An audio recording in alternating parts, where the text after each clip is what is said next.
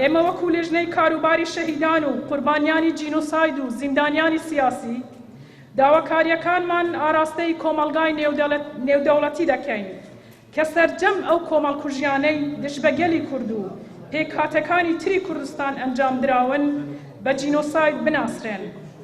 هەروەها ڕێگیری لە دووبارە بوونەوەی ئەو تاوانانە بکەن، نەک تەنیا بەرامبەر بەگەڵی کورد، بەڵکو بەرامبەر هەر نەتەوە ئاین و ئاینزایەک کە لەژێر هەڕەشەی کۆمەڵکوژیدا بن.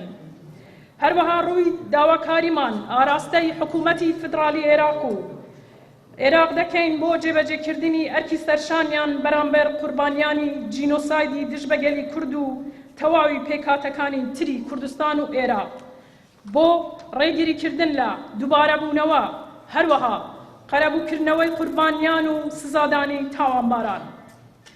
داوا لە حکوومەتی هەرێمی کوردستان دەکەین کە بە هەماهەنگی و هاوکاری زیاتر لەگەڵ حکوومەتی عێراقیش هانی کۆمەڵگەی نێودەوڵەتی بدەن بۆ بە جینۆساید ناساندنی ئەو تاوانە.